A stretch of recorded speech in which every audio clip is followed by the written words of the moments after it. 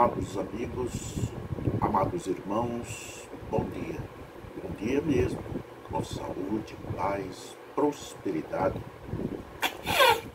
e Cristo no coração. Despertamos, nos sentamos à cama e de imediato agradecemos a Deus por termos acordado. Muitos não conseguiram, muitos ficaram. E o seu caminho agora é para a sepultura. Nós temos um novo dia a enfrentar, novos desafios, novas oportunidades de testemunharmos, de dizermos o que somos, levando a mensagem salvadora de Jesus Cristo. Não perca a oportunidade, aproveite. Enquanto o Senhor nos dá esse oxigênio gratuito, nos faz fortes, resistentes, incansáveis, aproveitemos. Porque quando nós chegarmos lá no céu, tudo isso será contado. O reconhecimento, a gratidão, os deveres cumpridos, a responsabilidade, a fidelidade, tudo isso serão posto na balança. Portanto, sejamos, pois, fiéis à sua palavra e sigamos os caminhos. Porque quando nós nascemos para ser de Cristo, nós nascemos para ser de Deus, mas nos desviamos. Por quê? Porque Ele mesmo nos desperta. Porque todas as respostas que nós desejamos em nossas vidas estão dentro da Bíblia Sagrada, está no contexto. Está em toda a leitura, qualquer dúvida que você tenha na sua vida, a Bíblia nos responde. Existe uma religião aí que proíbe, não leia a Bíblia, vá pelo que eu digo, não faça isso. Leia a Bíblia, consulte a Bíblia. Sempre recomendo. O que um pastor de uma igreja séria pregar, anote, confira. Faça como aquele povo antigo, de uma cidade chamada Bereia. O povo daquela cidade não acreditava nos apóstolos. Eles iam para os pergaminhos. Naquela época era difícil se ler, se encontrar.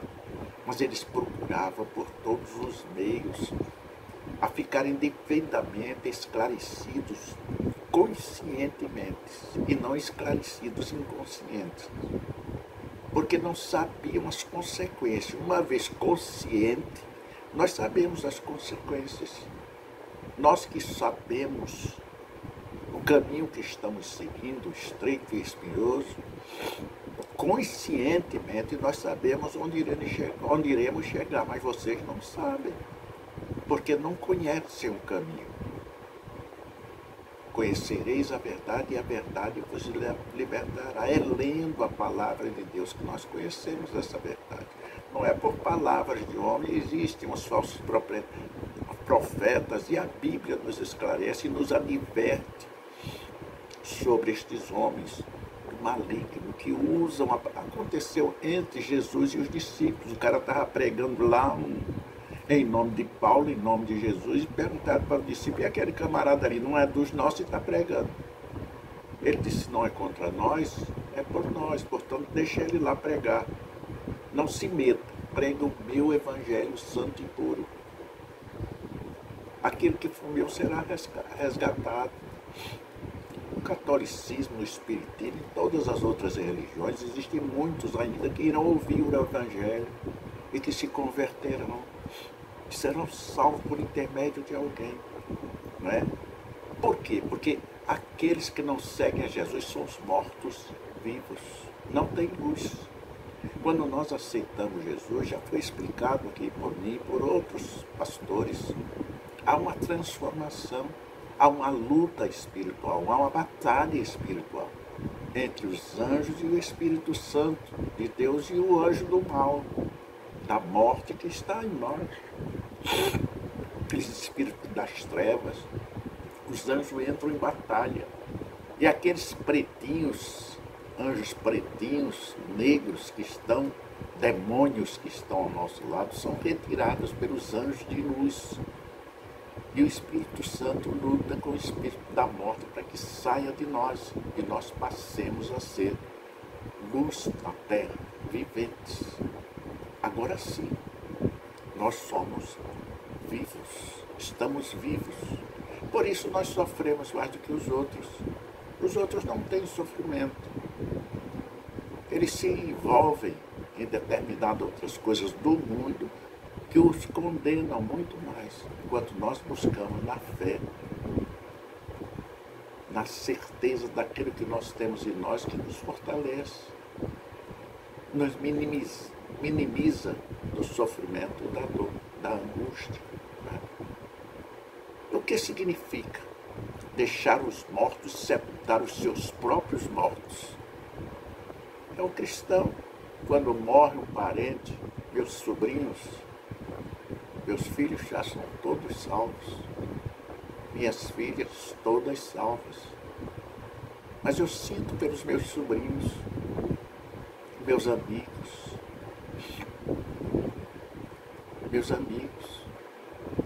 amigos do passado que talvez não estejam nem mais bem vivos, do qual vivi com eles e preguei o Evangelho para eles. Lembro de um oficial, ele chegou da escola naval, embarcou no navio comigo, em alto mar, o mar jogando as águas em cima do navio, o navio descia e eu na proa, cantando, eu e um colega, Pedro José dos Santos, que mora lá no Ibura. Não sei também se ainda é vivo, nunca mais vi, faz uns 5 anos que eu não vejo, vou até procurá-lo, para ver se ainda vejo aquele amigo. Nós cantávamos, nós orávamos, e ele em cima observando. E alguns anos depois, ele já como capitão de corveta, eu encontrei, aliás, me perdoe, como capitão de mar e guerra indo para a reserva. Eu encontrei, e após a cerimônia todinha, ele mesmo me procurou e disse: Mauridenis, eu aceitei aquele Deus que você pregava lá na corveta. E foi uma bênção para mim, ainda hoje me regozija o coração. Ainda hoje me regozija o coração. Depois que ele se aposentou, não tive mais notícia desse senhor, desse oficial de grande valor. Sempre procurei saber da sua vida, era um homem justo, um oficial justo, digno, honrado. Era um servo de Deus. E isso é o que nós devemos fazer, pregar a palavra. Ele era morto e reviveu.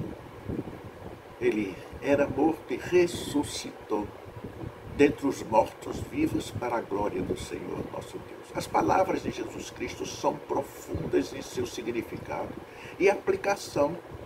Esse é um dos versículos que mais pode trazer esclarecimento quanto à realidade do maravilhoso reino de Cristo.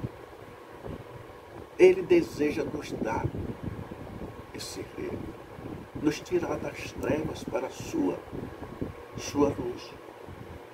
Quando um certo indivíduo se ofereceu para segui-lo, com a condição de que antes o Senhor lhe permitisse sepultar seu pai, Jesus lhe respondeu: deixe aos mortos sepultar os seus mortos. Vou repetir para você ouvir. Deixe os mortos sepultar os seus mortos. Está em Mateus 8:22. Mateus 8:22. Mateus 8:22. Deixe os mortos sepultar os seus mortos. Você, agora que está aceitando Jesus, você não é mais o morto. Agora você é vivo eternamente. Ele continua sendo morto-vivo. Deixe. Nesse artigo você vai entender por que Jesus falou dessa forma e ver quais são as lições que nós podemos tirar para a nossa vida de toda essa narração, de toda essa narrativa. É bastante interessante. é preciso nós também conhecermos o idioma, sabermos os significados. Por isso, quando eu digo para você, toda a nossa mensagem é bíblica, bíblica da Bíblia católica. Mas se você for a Bíblia cristã, que os crentes usam, que os evangélicos usam, você vai ver que há diferença muitas das vezes no vocabulário, porque existem muitas palavras que nós chamamos de sinônimas. Uma palavra sinônima significa a mesma coisa como diferentes. Manga fruta, manga de candeeiro, manga de camisa. Então elas significam muitas coisas. Por isso são usadas nas Bíblias que caminham diretamente para a morte. Caminhos sem luz, sem vida. Por que eu digo isso? Porque o próprio Jesus na Bíblia condena que se façam os que eles fazem e ensinam. E são centenas de milhares que seguem cegamente. Não veem.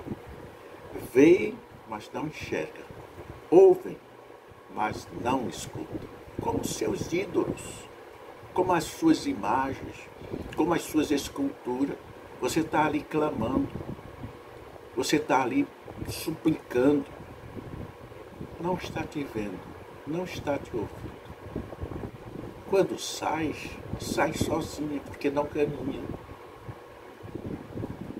É estátua.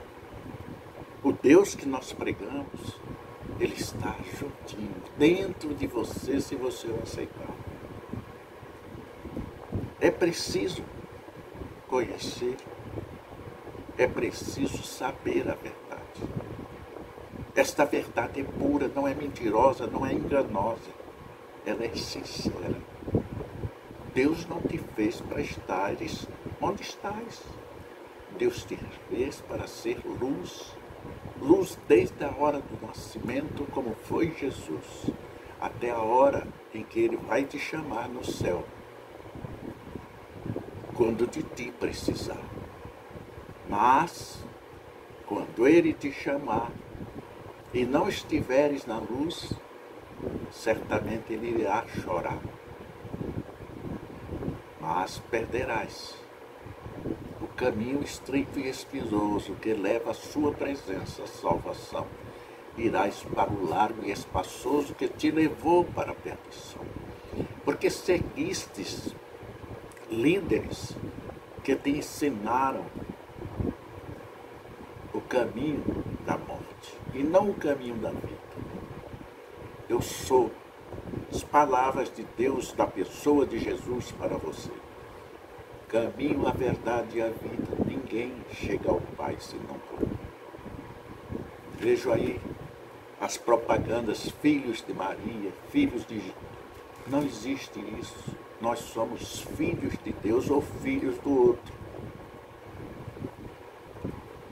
Estes que roubam, que saqueiam os cofres públicos, os lares, nas ruas, não são de Deus. Não são de Deus. E aquele que for de Deus está sofrendo. O homem honesto hoje em nossos dias está sofrendo porque estamos nos finais dos tempos, estamos na época das grandes, estão os princípios das dores, preparação para a grande tribulação. Isso é a anunciação da vinda de Jesus Cristo para buscar a sua igreja. Observem lá no Velho Testamento, né? Lá no Velho Testamento, uma expressão que devemos entender aqui a respeito dos idiomas que vemos em algumas passagens bíblicas. Essa é uma delas, uma expressão idiomática. É algo que adquire sentido apenas para determinado versículo, para determinado contexto da cultura de um lugar específico. Por exemplo, 1 Samuel 24:3 é dito: que Saul chegou a uns currais de ovelhas no caminho, onde estava uma caverna, e entrou nela, a cobrir seus pés. E Davi e os seus homens estavam no fundo da caverna. Ele não viu a caverna escura, mesmo onde eles entrou com aquela faixa de luz acesa, aquele fogaréu, não conseguiram enxergar Davi, que já estava naquela caverna. Cobriu os pés. A Bíblia, numa linguagem mais contemporânea, é traduzida como fazer suas necessidades. Agora, como você entenderia se alguém batesse a sua porta afirmando que estava precisando cobrir os pés? Como é que você iria entender isso? É estranho, não? Essa variação de linguagem faz parte da diversidade cultural dos povos. É uma coisa comum em todos os países do mundo. No idioma português, nós falamos português. Você sai do sul para o norte, muitas palavras significam outra coisa. Você sai do Brasil para Portugal, que é a mãe do nosso idioma, da nossa língua, totalmente diferente. Pairagem é parada de ônibus. Rapariga é a nossa jovem, a nossa moça. E tantas outras palavras. Porém, aquele pedido do homem que foi a Jesus não significa que seu pai estava morto. Ele não estava morto. O que ele queria era voltar, como muitos dizem nos nossos dias, e aproveitar a sua mocidade enquanto podia. Quando seu pai morresse, ele queria saber qual seria a sua herança, qual seria o seu poder aquisitivo a partir da morte do pai, para depois então seguir Jesus. Nós não devemos olhar para trás. Nós não devemos olhar para trás. Aquele que tem a Cristo, ele tem tudo. Pela sua fé, pela sua dedicação, pelo seu zelo à palavra, da nova vida que agora ele assumiu. Deixou de ser morto e reviveu. Deixou de ser uma alma penante e agora para uma alma de luz. Deixou um espírito de trevas e agora para um espírito de luz. A luz que dizem os espíritas, aqueles espíritos, não há luz. A luz para eles é trevas. A luz que existe naquele que tem é Jesus. Somente, mais ninguém. Da mesma forma, o fato daquele homem pedir a Jesus para segui-lo só após sepultar seu pai. Pode parecer razoável, né? Meu pai está idoso, está para morrer, eu tenho que esperar. O pai dele já estava morto. Espiritualmente. Fisicamente, não. Ele queria saber da herança, como já fez. Está em 1 Reis, capítulo 19 e 20. Nós dizemos os versículos para você anotar e conferir. Porém, aquele pedido do homem foi diretamente a Jesus. E significa que seu pai não estava morto, ele estava vivo, gente. E muitos jovens, em nossos dias, fazem isso. Não querem Jesus, querem a barra, querem a farra, querem o bacanal, querem o mundo, querem as trevas, não querem a luz. Porque Jesus é luz. E as trevas não habitam na luz. Vocês querem ver? Quando você chega em casa à noite, você saiu, a hora que você chegar, durante a noite, você abre a porta, você tem que acender o quê? A luz. Sem luz não se enxerga durante a noite. Mas você é luz. Você é luz. Tudo aquilo que você fizer, que saia de encontro defamando o nome de Jesus. Todos veem, todos enxergam, todos criticam, embora pratiquem coisas piores. A primeira coisa que devemos entender é que aqui diz respeito às expressões idiomáticas que tivemos em algumas passagens bíblicas. Essa é uma delas, meu amigo. Aliás, são duas delas. porque precisamos entendê-las e vencê-las para a honra e glória do nosso Senhor e Salvador, Jesus Cristo. Nós temos que ver da mesma forma o fato daquele homem pedir para segui-lo. Após sepultar seu pai, foi repetido. E é bom repetir, que é para você entender, gravar e não deixar se envolver com esses pregadores que dizem para você não ler a Bíblia.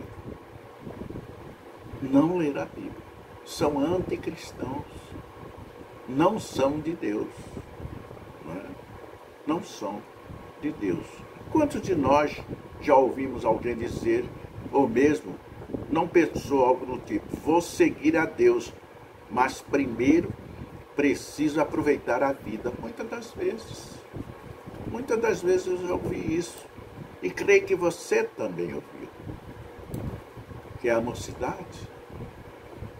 Tu não conheces o dia de amanhã. Tu não sabes se amanhã estarás como eu hoje disse, de manhãzinha cedo. Te agradeço, meu Deus, por ter aberto os meus olhos. Te agradeço, meu Deus, por estar vendo a esposa do lado, por despertar na esperança que os filhos que aqui dormem se levantem, acordem, a bênção. Bom dia, papai, não. Dê a bênção ao seu pai.